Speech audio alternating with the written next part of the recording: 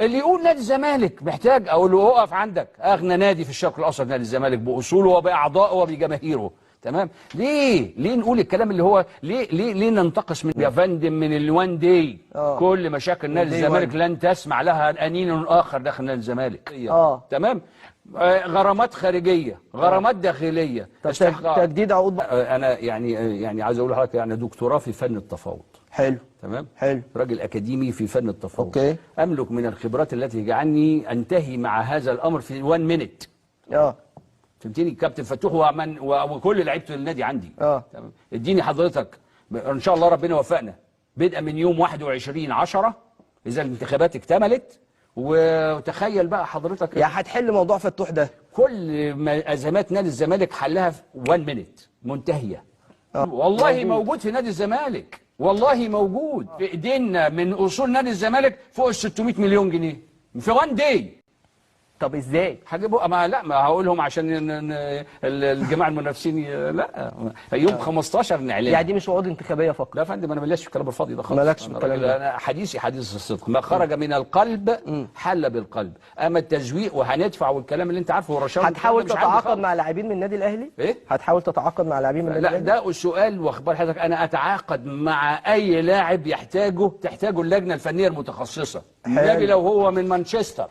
لو من مانشستر طالما اللجنه سيتي ولا يونايتد؟ يعني الاثنين يعني. في بوست قبل كده انت كتبته ان تخيل ان في ناس من المرشحين اصلا ما بيصلوش. ايوه. طب دي حاجه ليها علاقه بالعلاقه ما بين العبد وربه، ايه الهدف من البوست ده؟ انا ما كنتش والله اقصد الكابتن حسين لبيب. ما كنتش اقصد الكابتن حسين لبيب. قسما بالله قسما بالله قسما بالله هذا القسم احاسب عليه امام رب العزه يوم الحساب. لم اكن يعني في دماغ الكابتن حسين لبيب خالص. امال واخبار لا عشان يعني ماشي. من غير اسماء قصدك ان في طب برضه ايه النغزه من اكمل بس كلامي اكمل فكره. فوجئت بانه بعدها ب3 4 ايام او فتره مش متذكر كابتن حسين لبيب اخذ مجموعته في موقف في مشهد غريب. تمام. اولا لابسين الاحذيه ده خلي بالك حضرتك، اذا كانت الحذاء من عشان بس الناس من الحته دي ممكن تختلط عليها، اذا كان الحذاء نظيف من تحت غير ملوث يجوز الصلاه بيه. دي واحد. اثنين، فرشوا المفارش 100 متر كده الجامع الكبير، 100 متر كده الجامع الثاني اللي هو عند تركي آل الشيخ. تمام. وصوره، وبعدين حضرتك امام وملاصق ليك الكابتن احمد سليمان. الكابتن احمد سليمان المهم ده توضيح برضه.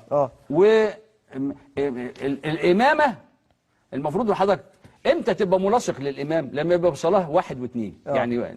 لكن طالما في صف لازم ترجع ورا. طيب المهم القبله، لا استنى القبله. طب يلا القبله يا فندم، القبله ناحيه سفنكس. القبله كانت غلط. واضح جدا يا جماعه ان المرشحين لمجلس اداره نادي الزمالك وبالتحديد عمر هريدي وحسين لبيب مصممين يقدموا لنا موجه من الضحك الكبير جدا جدا جدا.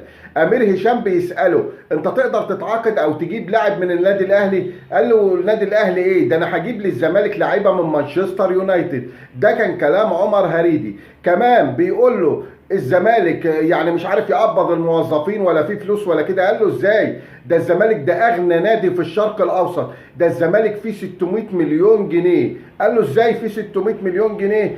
قال له الاصول بتاعه النادي. طب انت يا عمر يا هريدي هي اصول النادي دي هتحبحها عشان تصرف على النادي؟ يبقى ما فيش نادي من الاساس يا حبيبي. الفلوس اللي في النادي هي الفلوس النقديه اللي في النادي اللي تقدر تصرف منها على الالعاب. عندك كام في النادي ده؟ انت عندك الموظفين ما قبضوش، وعندك ديون متلتله للعيبه، وعندك ديون لناس سابت النادي من زمان وهي اللي واقفه القيد في النادي. طب لما انت بتحب النادي كده طب ما تسدد حاجه منهم، طب ما تسدد غرامه شيكابالا، خلي النادي يتفك القيد ويقدر يشتري لعيبه ويقدر يتعاقد مع لعيبه ويقدر يجيب لعيبه حتى في شهر يناير اللي جاي، لان كده خلاص ما يقدرش يجيب في البدايه السنه دي ما يقدرش يجيب، خلاص البطولات بدات وكده، انما في شهر يناير يقدر يتعاقد مع لعيبه. كمان بيقول لك ايه؟ بيقول لك ده انا هحل مشاكل نادي الزمالك في يوم واحد. يا راجل يا راجل لما انا اسمعك بتقول كده وان انت هتحل مشاكل نادي الزمالك في يوم، يا راجل انا اعمل ايه يعني؟ اصدق واقتنع ان انت لما تنجح هتحل مشاكل نادي الزمالك في يوم؟ هو في حد عاقل يقول كده يا عم الحاج؟ ده الزمالك بنقول لك فيه مشاكل متلتله، ده الزمالك عليه ديون لطوب الارض، ده الزمالك محتاج معجزه عشان يخرج من اللي هم فيه، ده العمال والموظفين ما بيقبضوش يا راجل. مشاكل اللي هتحلها في يوم واحد، ولاعب اللي هتجيبه من مانشستر يونايتد لنادي الزمالك يا راجل. انا لما اسمعك بقول كده هقول ايه؟ بس هقول ايه عليك والله العظيم انا مش عارف. وجماهير نادي الزمالك اللعب بمشاعرها كده غلط يا جماعه. جماهير نادي الزمالك في دوامه، جماهير نادي الزمالك هي اللي ناعيه هم النادي، انما المسؤولين والمرشحين وكده كل واحد بيقول مصلحتي مصلحتي. اما انت هتحل مشاكل نادي الزمالك في يوم، اما النادي فيه 600 مليون، اما ما دفعتش ليه؟ ما خلصتش ليه؟ ولا هو لما يجي الكرسي الشرط ان يبقى فيه كرسي، لو في كرسي ليك في مجلس الاداره او كده هتحل مشاكل نادي الزمالك، ما فيش خلاص يبقى سلام عليكم وعليكم السلام. صح كده يا عمر يا هريدي؟